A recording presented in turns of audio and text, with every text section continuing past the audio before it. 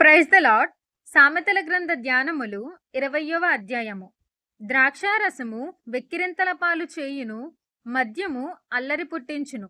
దాని వశమైన వారందరూ జ్ఞానము లేనివారు. రాజు వలన భయము సింహగర్జన వంటిది.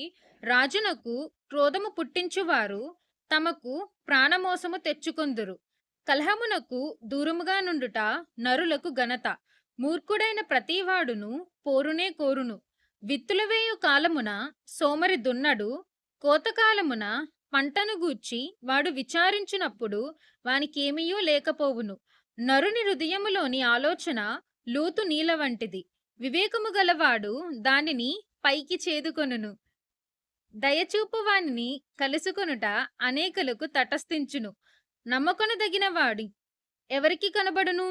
యథార్థవంతుడగు నీతిమంతుని పిల్లలు వాని తదనంతరము ధన్యులగుదురు. న్యాయ సింహాసనాసీనుడైన రాజు తన కన్నులతో చెడుతనమంతయు చెదరగొట్టును.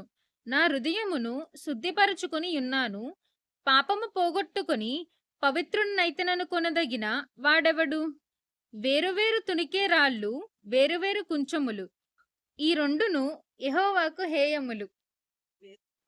బాలుడు సహితము తన నడవడి శుద్ధమైనదో కాదో, యథార్థమైనదో కాదో తన చేష్టల వలన తెలియజేయును. వినగల చెవి, చూడగల కన్ను, ఈ రెండును యెహోవా కలుగజేసినవే. లేమికి భయపడి నిద్రయందు ఆసక్తి విడువుము. నీవు మేలుకొనియుండిన ఎడల ఆహారము తిని తృప్తి పొందుదువు.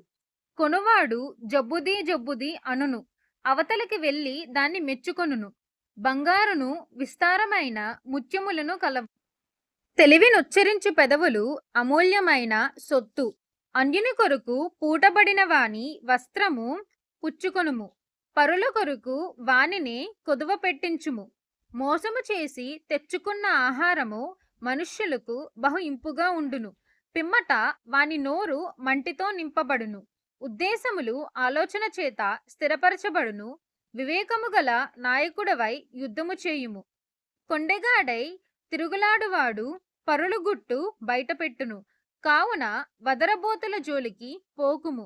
తన తండ్రినైనను తల్లినైనను దూషించువాని దీపము కారు చీకటిలో ఆరిపోవును. మొదట బహు త్వరితముగా దొరికిన స్వాస్థ్యము తుదకు దీవెన నొందకపోవును.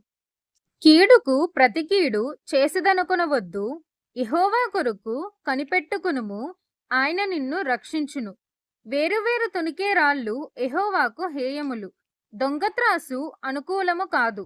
ఒకని నడతలు యెహోవా వశము. తనకు సంభవింపబోవునది ఒకడెట్లు తెలుసుకొనగలడు? వివేచింపక ప్రతిష్ఠితమని చెప్పుటయు, మ్రొక్కుకొనిన తర్వాత దాని గూర్చి విచారించుటయు ఒకనికి ఉరియగును. జ్ఞానము గల రాజు భక్తిహీనులను చెదరగొట్టును, వారి మీద చక్రము దొర్లించును. నరుని ఆత్మ యెహోవా పెట్టిన దీపము, అది అంతరంగములన్నీయు శోధించును. కృపాసత్యములు రాజును కాపాడును.